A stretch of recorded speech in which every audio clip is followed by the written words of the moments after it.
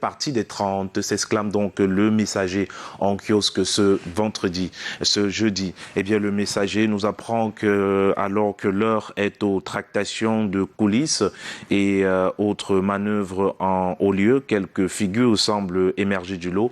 Décryptage à lire dans le journal en kiosque de ce matin. Eh bien, Défi Actuel est également au rendez-vous ce jour et le journal Défi Actuel s'intéresse au développement agricole au Cameroun. Objectif, 10 millions de tonnes de bananes plantées en 2030. C'est l'actualité donc à lire dans ce journal avec une production actuelle évaluée à 7 millions de tonnes par an. L'ambition du Cameroun est adossée sur le plan national d'investissement agricole de deuxième génération. Et dans la suite de la revue de presse, un autre journal est également en kiosque, Grand d'Afrique. Grand d'Afrique nous parle de la Tunisie, et bien évidemment en Tunisie qui chasse tout simplement les migrants. Un dangereux fasciste à Tunis, englué dans un nationalisme pervers. Le président tunisien fait montre d'une agressivité nocive pour l'Union et l'intégration africaine. L'Union africaine devrait se pencher sur le cas tunisien qui met de plus en plus en mal la diplomatie africaine. Expulser la Tunisie de l'Union africaine serait une bonne chose pour le continent. En tout cas, c'est l'avis de ce journal Grand d'Afrique disponible donc ce jour en kiosque. Eh bien, le même journal s'intéresse à cette relation entre la France et l'Afrique, l'arrogance et la condescendance, conséquence d'un échec français en Afrique. C'est bien sûr une actualité au bas de une du journal Grand d'Afrique en kiosque ce jour. Un autre journal est également au rendez-vous, Forum Libre. Forum Libre nous parle ce matin de l'approvisionnement en énergie électrique en 2023 au Cameroun. Les principaux axes de redressement du secteur de l'électricité sont à lire dans ce journal en kiosque ce matin. Et ce matin également, le Financier d'Afrique est au rendez-vous dans cette revue de presse. Le Financier d'Afrique nous parle de ce programme économique, parlant justement du Fonds monétaire international qui enquête sur la gouvernance financière au Cameroun. Une mission de cet organisme a entamé depuis le 27 février dernier une revue de la gouvernance budgétaire, fiscale et douanière, la passation des marchés publics, des contrats et leur application, ainsi que l'état de droit. Autre sujet dans ce journal, c'est bien sûr la zone FANAC, des produits d'assurance adaptés à l'agriculture sont donc contenus dans ce journal, le Financier d'Afrique de ce matin.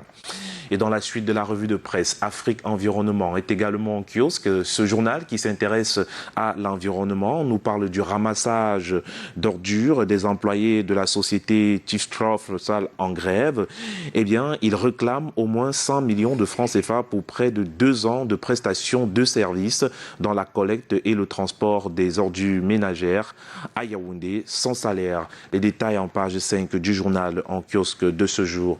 Et nous poursuivons ce matin avec la voix des jeunes qui s'intéresse à l'insécurité dans nos villes. Eh bien, insécurité à Méganga, peur dans la cité. C'est un climat de frayeur qui règne à Méganga. La recrudescence des cas d'agression, des viols et de meurtres dans cette ville cosmopolite de la région de la Damawa crée la scose au sein de la population, une situation critique qui interpelle dans l'urgence les pouvoirs publics. Une fois de plus, Martinez Zogo, rendez-vous du journal Le Jour de ce matin. Martinez Zogo, on attend. C'est bien sûr le titre qui occupe donc la une de ce journal Le Jour de ce jour. Et puis le même journal s'intéresse également à l'actualité autour de Boko Haram. Boko Haram vers un retour des kamikazes. L'interrogation occupe le bas de une de ce journal. Un incident survenu à la frontière du Cameroun impliquant ce mode opératoire redouté ravive les inquiétudes. Eh bien, ramassage des ordures à Yaoundé, le même journal Le Jour en parle ce matin. Grève donc à la décharge d'un col Foulou. Les détails sont contenus dans ce journal en kiosque de ce jour. Et Cameroun Tribune, qui est en kiosque ce jeudi, nous parle également de l'affaire Martinez Zogo et du communiqué du ministre de la Communication. Communication sur l'affaire Martinez Zogo, l'appel au sens de la mesure. Titre donc le journal Cameroun Tribune.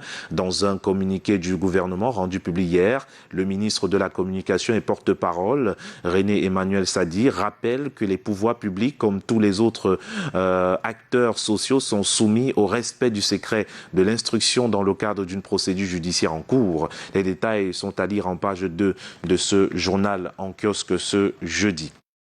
Et puis ce jeudi, on parle également du sport, cette fois-ci avec le quotidien Émergence. Émergence de ce matin s'intéresse à NTM Elite One. Ce journal, à sa une, nous parle d'un danger tout simplement sur le championnat camerounais. On parle également de l'enquête sur la mort de Martinez Nzogo. Le gouvernement opère une sortie. Eh bien, le même journal s'intéresse au meurtre d'un enseignant dans l'extrême nord, des soldats du BI sur la sellette. Peut-on apprendre en lisant tout simplement ce journal en kiosque? Eh bien, le même journal dresse ce matin le portrait du nouveau président du Nigeria, qui est le président élu Bola Tinubu. Interrogation donc, les réponses sont contenues dans le journal de ce jeudi. Un autre journal s'intéresse à l'affaire Martinez Nzogo, c'est bien sûr le Témoin.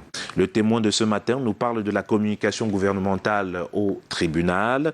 L'Opinion souhaite en savoir davantage sur cette enquête mixte instruite par le chef de l'État, mais qui traîne à connaître son épilogue malgré l'interpellation de plusieurs suspects. Dans une sortie hier, René Emmanuel Sadi, porte-parole du gouvernement, ne se reconnaît pas dans le mutisme dont on pointe du doigt le gouvernement.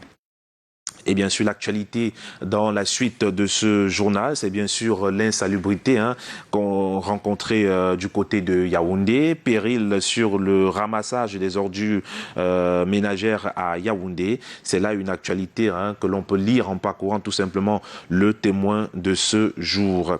Et dans la suite de cette revue de presse, un autre journal est également en kiosque ce matin. Et bien sûr, ce journal, et pour terminer avec ce journal, c'est bien sûr la Lucarne qui est au rendez-vous et qui est en kiosque ce jeudi matin, s'intéresse beaucoup plus au carême. Bien sûr, le ministère de la Défense, le journal nous apprend que le ministère de la Défense, dans ce ministère-là justement, les militaires camerounais célèbrent tout simplement le début du carême. Donc les hommes en tenue se confient à l'Éternel pour mieux accomplir leur mission de protection du territoire camerounais. Et c'est bien sûr avec cette actualité que nous mettons un thème ce matin à cette revue de presse sur Canal 2 International. Merci beaucoup, Junior Hussein. Une revue bien éclair. Bon, on va rappeler que c'était tout autant riche que d'habitude. Maintenant, au-delà de nos frontières, vous devez être forcément au courant. Il s'agit de cette décision justement de bannir le média social TikTok de l'espace ou de l'environnement cybernétique, que ce soit aux États-Unis d'Amérique, qui a d'ailleurs été le premier à donner le ton, ensuite le Canada et puis le Parlement européen.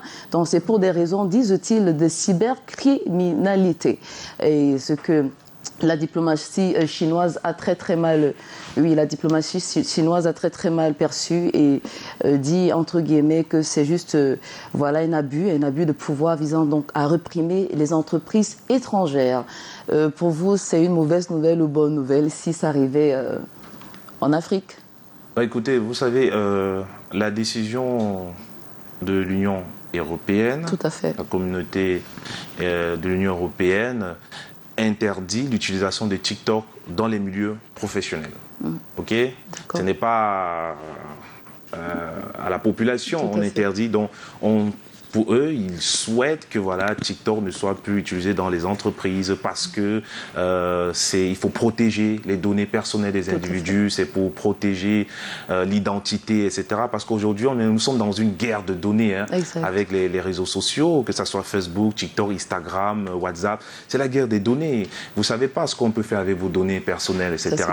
Et pour l'Union européenne, elle estime effectivement que TikTok, au sein des entreprises, peut, n'est-ce pas, faciliter la diffusion de pas mal d'informations qui peuvent, n'est-ce pas, aller à l'encontre de la progression et de la puissance même de l'Union européenne face au grand pays qu'est la Chine, vous savez.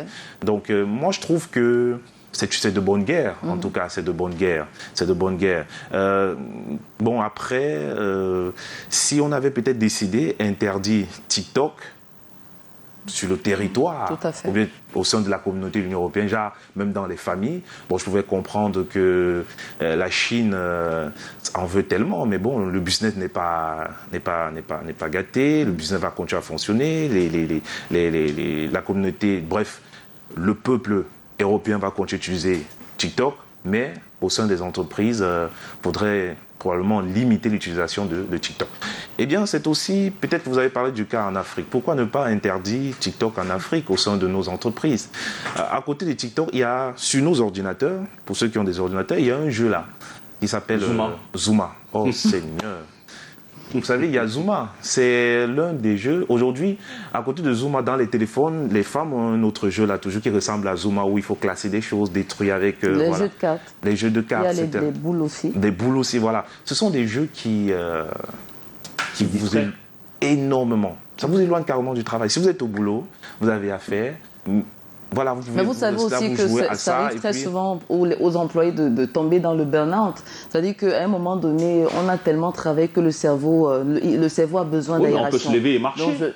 Oui, non, mais aller prendre de l'air. Je pense que ceux qui ont créé ça n'étaient pas fous. Ils ont justement pensé qu'à un certain moment, on peut être un peu saturé, on a besoin de faire autre chose afin justement de pouvoir continuer à travailler.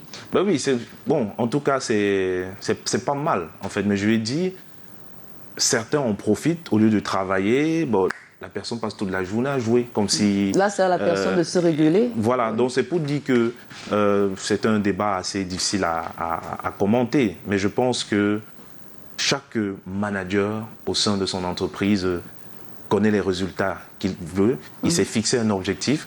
Et quand on est dans une entreprise, quand on se fixe des objectifs, il y a aussi des défis qu'on doit relever. Tout à fait. Par exemple, les employés peuvent décider d'arrêter de jouer à Zuma pendant une semaine et faire focus sur le travail. Vous avez parlé du burn-out, c'est vrai, mais ce type de sacrifice-là est possible quand on veut atteindre ses objectifs. Tout à fait. Et comme Fidi l'a dit, il n'y a pas que Zuma. Si vous êtes assez fatigué, levez-vous et marchez. Donc ça dépend. Maintenant, on dit qu'en termes pour ce qui sont des questions de goût et de couleur, ça ne se discute pas.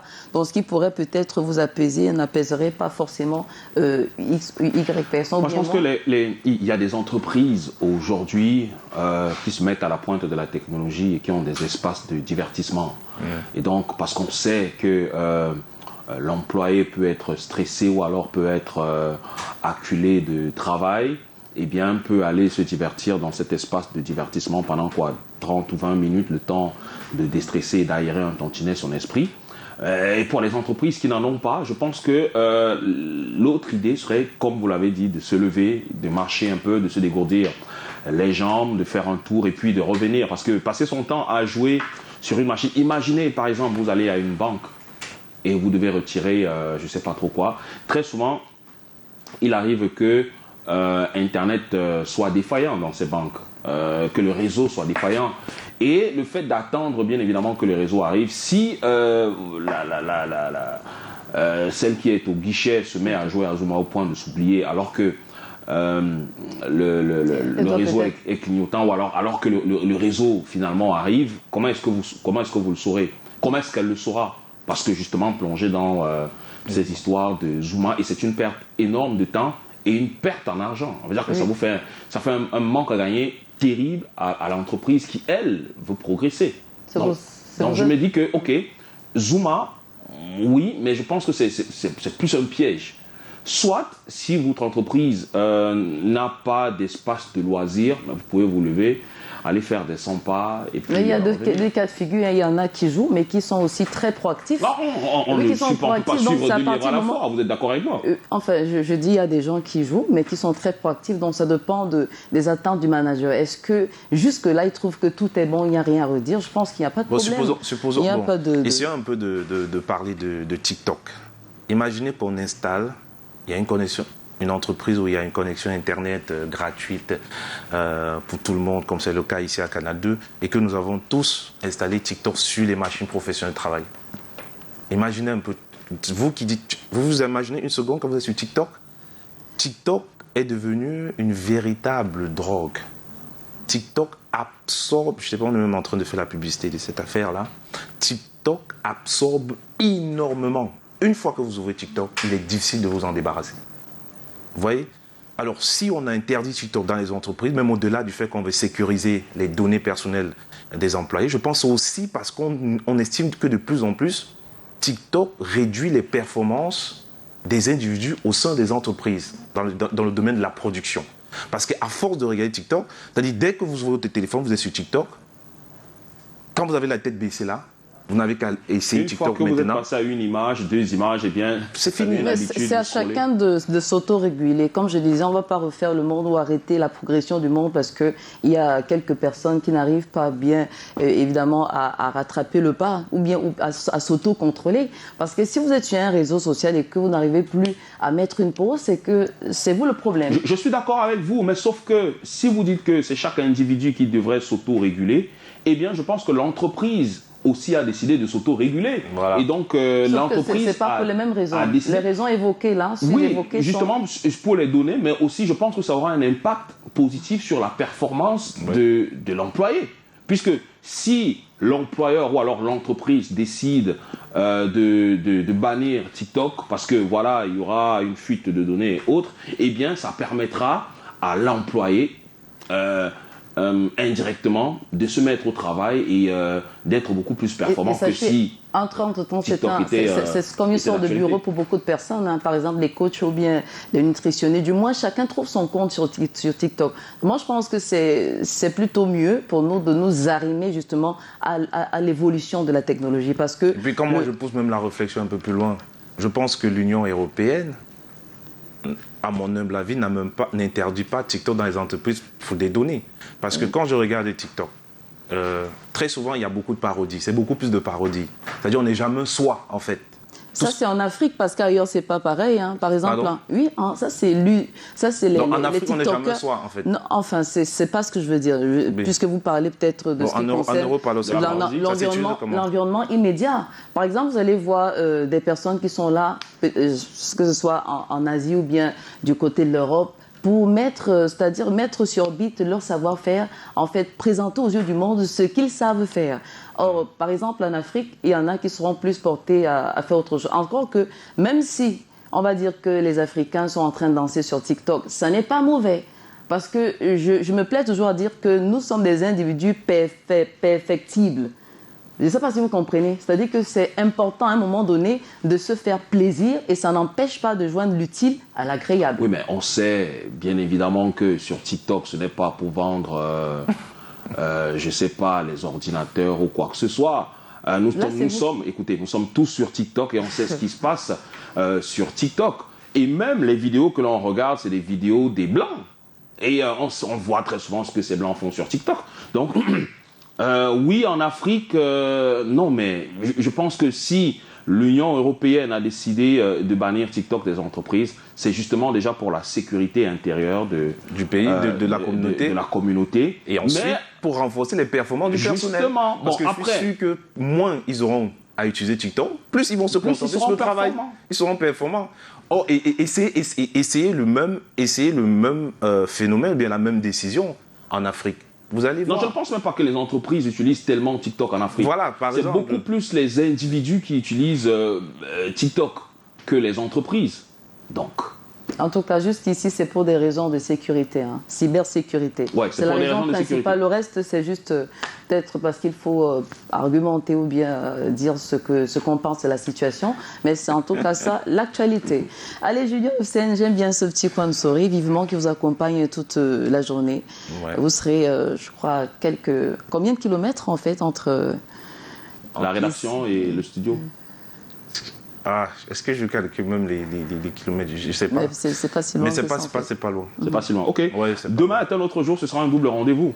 Bon, déjà, aujourd'hui, faut dire que l'on célèbre la journée mondiale du livre. Ce 2 mars, ce jeudi, ça célèbre.